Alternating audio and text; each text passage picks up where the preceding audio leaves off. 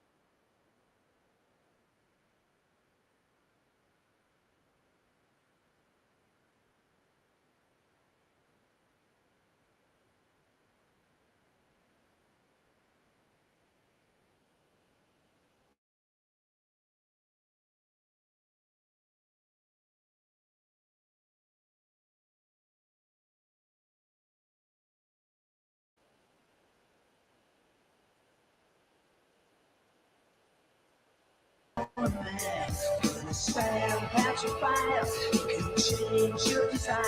Don't you know you can make you forget you're a man, you're a man.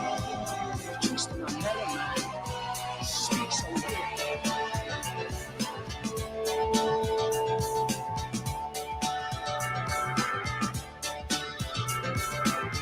He rainmaker, he got golden plan to tell you.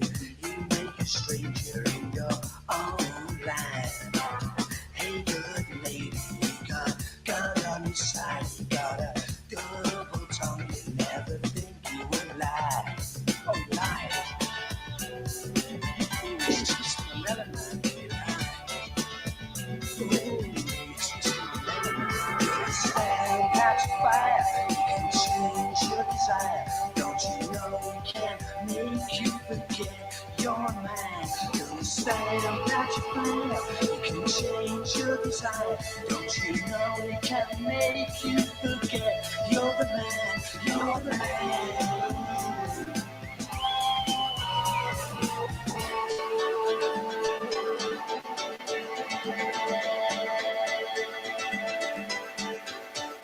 It's on you again. It's on you. It's on you again. It's on you.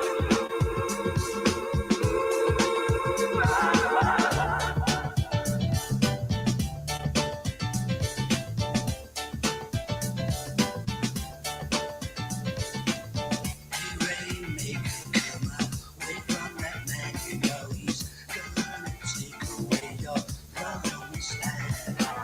Hey, good lady, you got God on your side. You got a double tongue. You never think you would lie.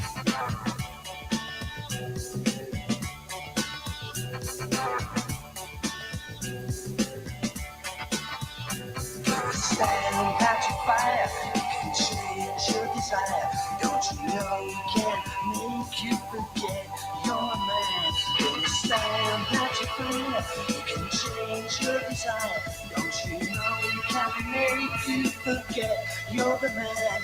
You're the man.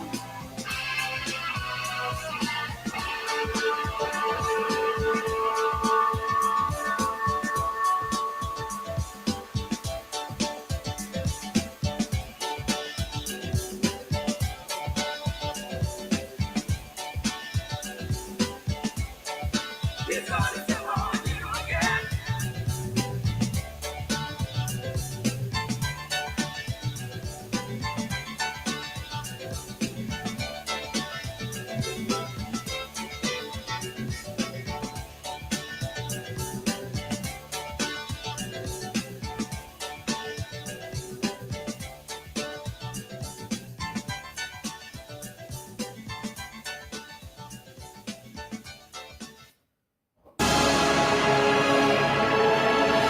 Portugueses.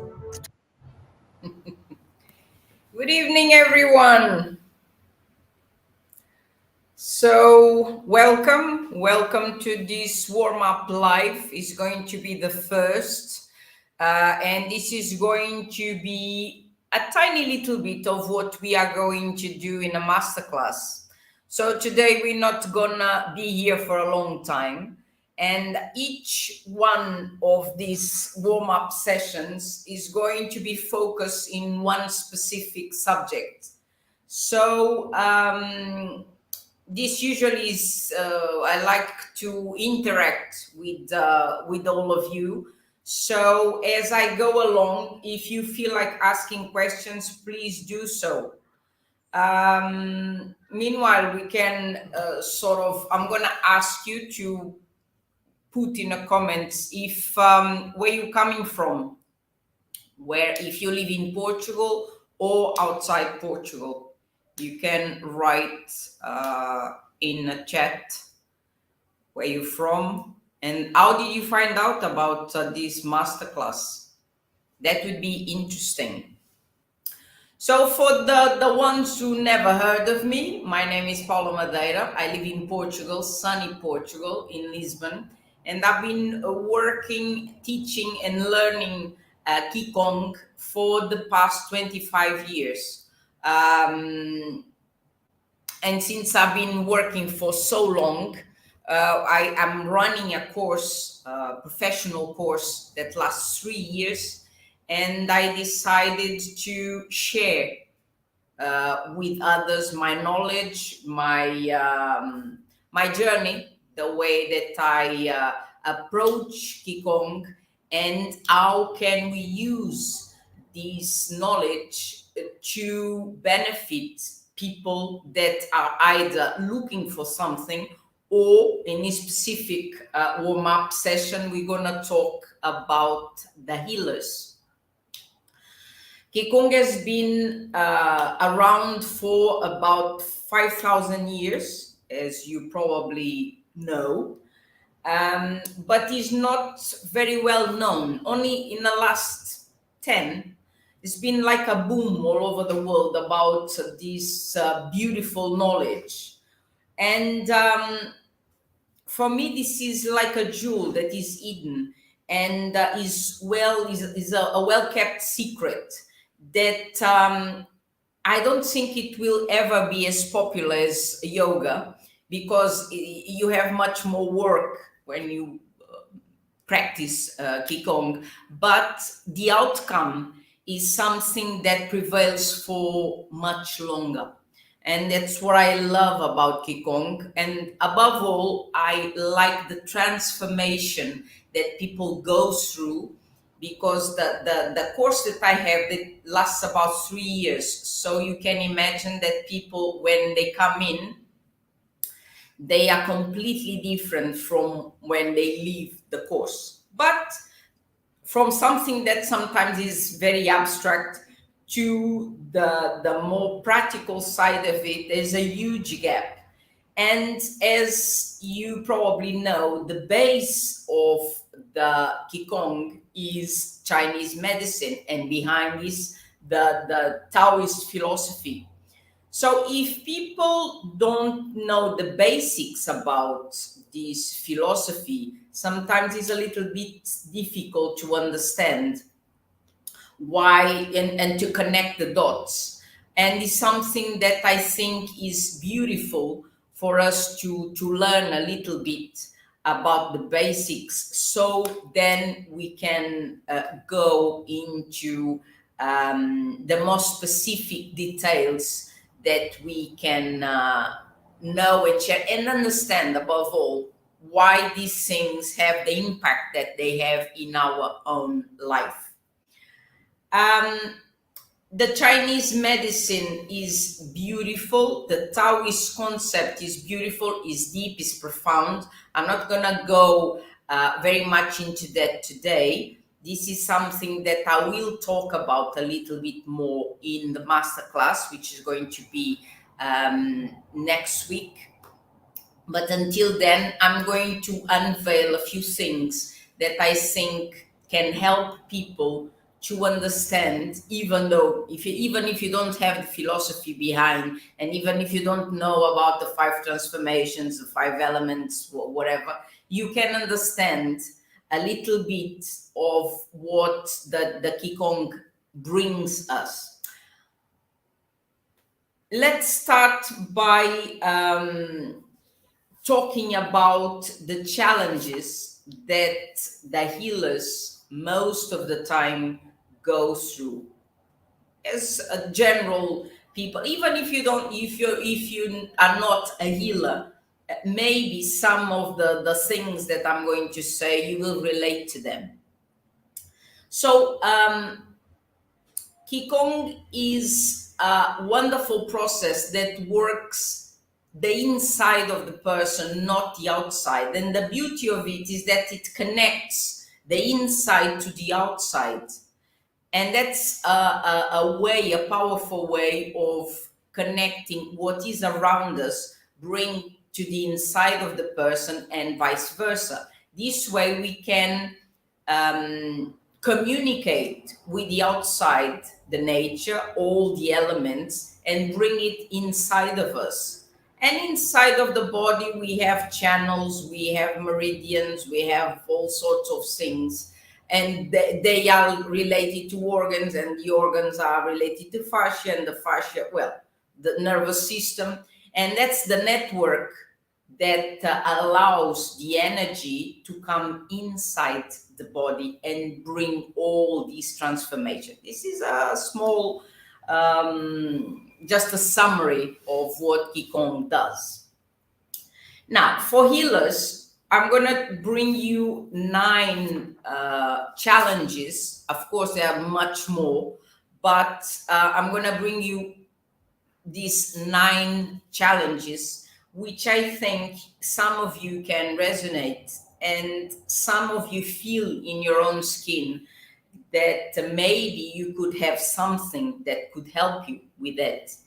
And that's where I think Qigong comes and helps, because of this beautiful way that has to build people, to build the energy from the inside to the outside. So the first one that I think is very important is the emotional demand.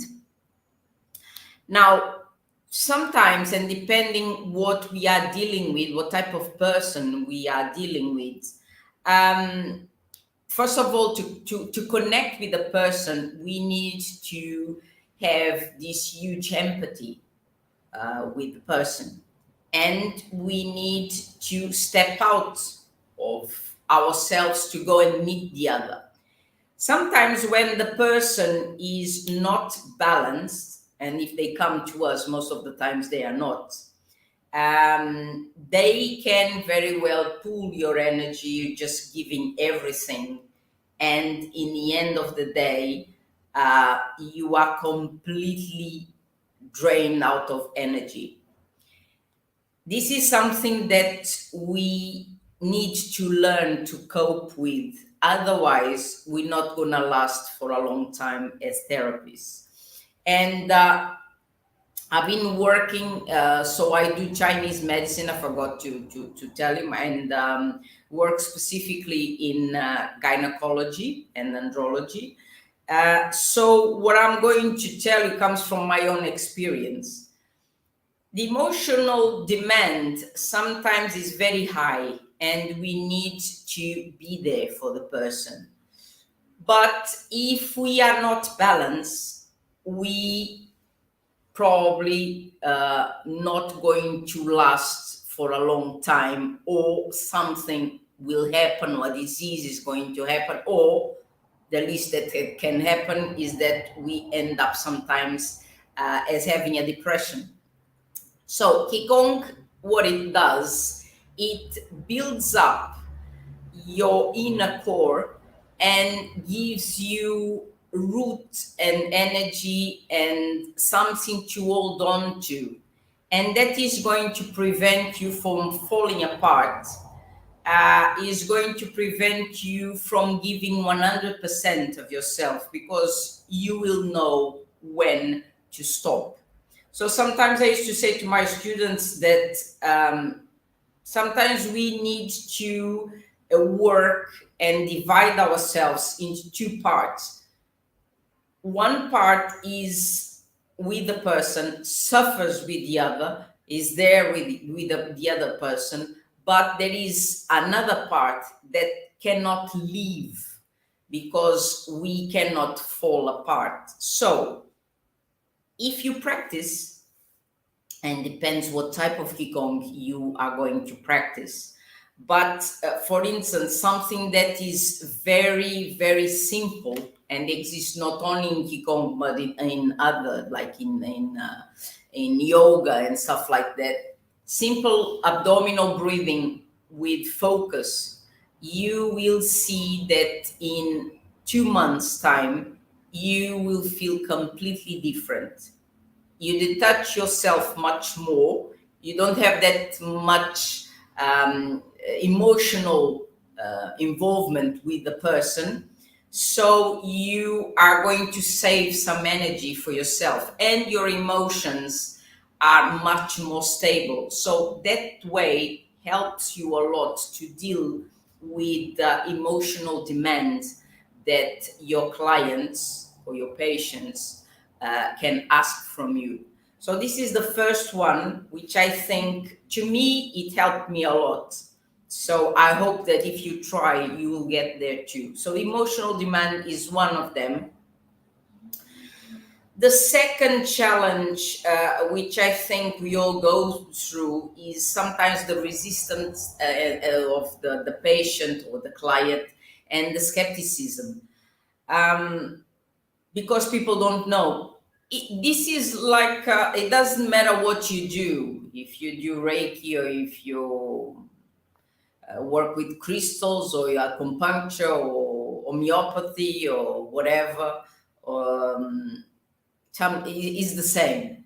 I mean, the clients, most of the time, they have a few resistance inside, but one of them is this skepticism. And how can we go and cross and make them believe in what we do, and allow us to give what we have to give them? And the main thing here is to build trust. And the trust is something that you cannot build overnight. It's a slow process. Uh, and this building this trust is something that, when you work with Qigong, you learn that things are slow. But one of the things that you develop, it is this capacity of understanding the person that is in front of you. And sometimes you need to wait. For sometimes things are not overnight. You need to wait a little bit until they wake up, until they build this trust, especially when you're dealing with people that were wounded in past, that came from trauma. So you need to be very patient. Sometimes we feel, as therapists, that we are not doing anything, nothing is happening. And if you believe in yourself, you will see that slowly things will get there. Sometimes we are with the person for a long time, nothing happens, and all of a sudden, from one day to the other, um, we find that everything that we told the person, all the exercises that they were doing with us, is there, and people know exactly, or they jumped from one level of consciousness to the other one, and that is beautiful.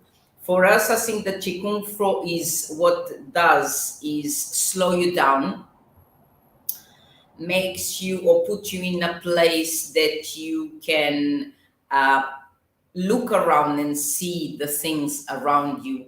And I think you become very patient, and trust yourself, and then things happen.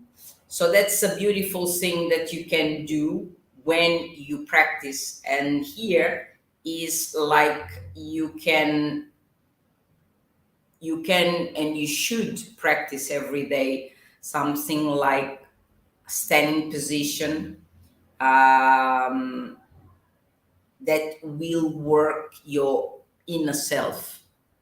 So don't give up. You will find that things around you move, sometimes faster than you think, although we are trained to see things in a more slow way, although things around us they move faster. The third thing is to balance the personal and professional boundaries. Sometimes that is very difficult. Again, to balance these two, you need to be sure about yourself and sometimes get to a point that you need to say no. This is really nice when we start studying and connecting the organs, what they give you, the emotions that are associated with them, and why sometimes we have some difficulty in doing this. And for me, this is a problem that if you suffer from spleen deficiency, you will have more problems in establishing boundaries. Spleen has to do a lot with my inner self and the communication with others. Although sometimes people talk about the lung is connected to the skin, but that is a boundary, is more a physical boundary. What comes from inside is more the spleen than anything else. So, working the spleen, again, here I would advise you, for instance, again, the abdominal breathing. You will put your boundaries where they should be, and it's easy to deal with the things around. Then the fourth condition is different health conditions that your clients, people that you give classes to, or they come to you, the different things that they have. How am I going to address all these different health conditions? When we give a class, we can, so there is a program, but then you can address the person individually, and you can then meet the individual needs of each one of them, and make them, if they train after class, feel better, but you will be equipped to deal with these conditions. Another thing that is important will be the client's expectations. And I think sometimes we create that. To have high expectations, when people come with high expectations, if you are not sure about yourself, if you're not rooted, then you will have sometimes a big problem following these demands and trying to fill big shoes that you don't have, but people think that you have. I think nothing like being honest. And one of the things to remember here that we learn as we practice is that you can never bring someone energetically higher than you are. So there is no point in making a huge effort to be something that you're not. So the best way is just to be honest with yourself and show exactly what you are. Sometimes the expectations are, as I said, created by us, but sometimes they can be an ally when you treating people. Sometimes they is like a placebo effect.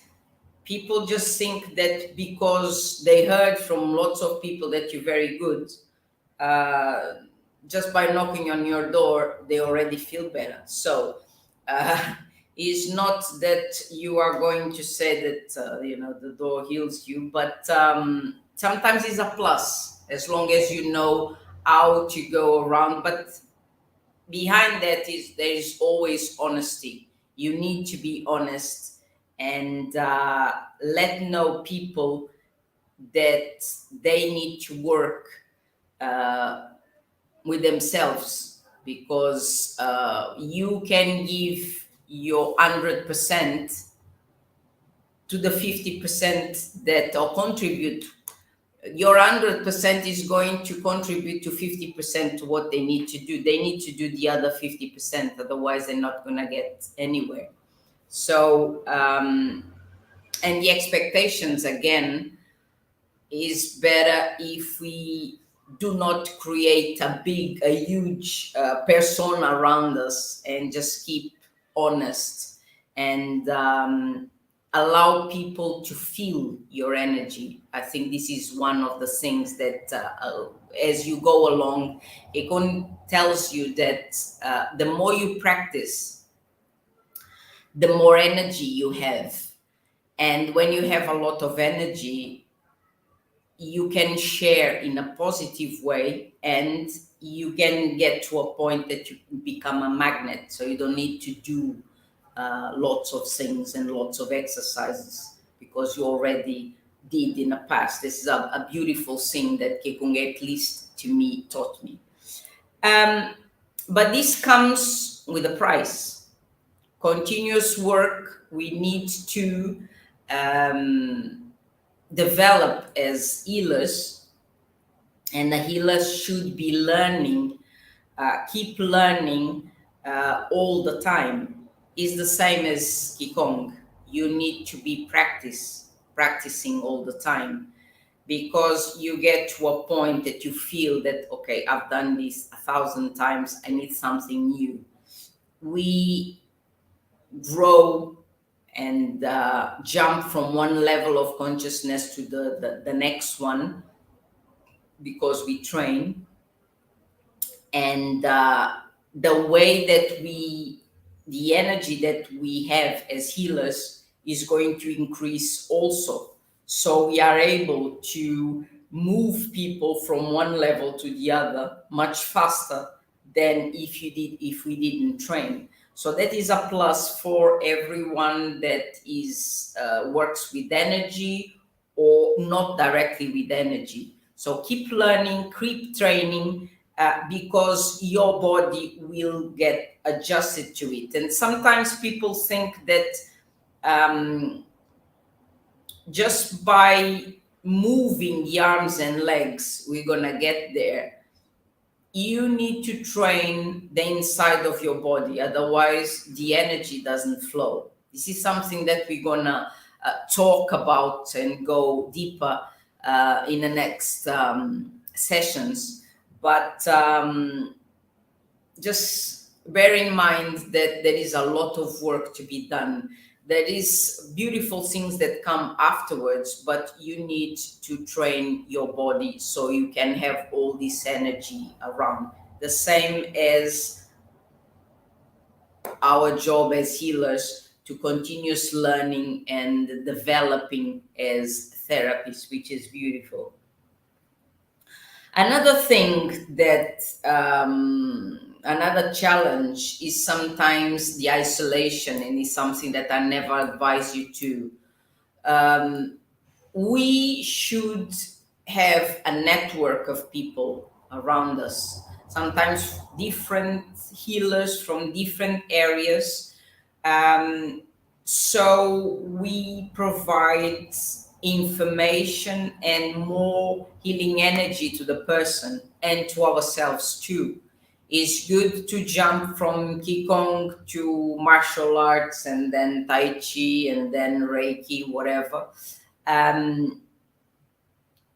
Have more people around you practicing different things. Yourself, just do and try different forms of energy, the same as the sequence of movements that we do in Qigong should not be the same every day. We should change, because changing is going to bring you some internal change, is going to make your channels communicate more, is going to build this energy inside of you, and that will mirror to the outside. So have different people around from different areas. Allow your clients to try different types of therapy, and you should be trying different forms of Qigong too. So that's the way we develop. And we almost there. These last ones have to do with ourselves and lack of self-care. This is something that happens a lot. I see a lot in healers. Sometimes when they come to my sessions, people give too much. We talked before about the boundaries. Um, we are trained to give and keep giving, and it gets to a point that you have nothing else to give. And sometimes you go, now is everyone is going to a burnout, and you should avoid that. That happens a lot with healers. They get to a point of no return, and if you get into a burnout, sometimes it's difficult to get out of it, or takes a long time. So I think is must take care of ourselves, to sleep well, to eat well, to have to rest, to enjoy life. That is all part of the equation. And this is something that when we think about others, we need to think about ourselves. It's our own responsibility. And even if we don't have much, at least we have ourselves. And if you practice every day a little bit, you will see that that gives you enough energy and enough room inside of you, especially if you combine that with meditation, is beautiful, because you can recharge your energies, and you will learn how to say no. And that brings me to the last one, which is the highs and lows of life. Sometimes we need to stop to avoid the burnout. So it's better when you giving a class or when you're giving a session, the person that is on the other side, it will feel your level of energy. It knows exactly if you are where you are in terms of energy. And sometimes it's better to recharge yourself, get out, stop a little bit. And that's where all this network of healers come into action, because you can just send your clients to someone else while you rest for a little bit. So it is our responsibility to take care of ourselves first, and then take care of the others. And I think Qigong again is a wonderful way of doing that, because you don't need much. You need comfortable clothes, and you just need a tiny little space in your living room or in your bedroom, and you're good to go. So even if you just have 5-10 minutes in the morning, that's enough. You will feel recharged and happy in the end of the day. So these were more or less the challenges that I wanted to talk to you about. If I don't know if you have any questions, if you can always send me the questions and then I'll answer to you. And that's it. I think next time we are going to talk a little bit more about energy and how to bring all of this in our everyday life. And we're gonna go a little bit deeper inside of Qigong and talk a little bit more about details of this beautiful art that is now around and people seem to enjoy more and more. So, yeah, I hope that you enjoyed this session too. And I'll see you on Friday, same time, with a different topic.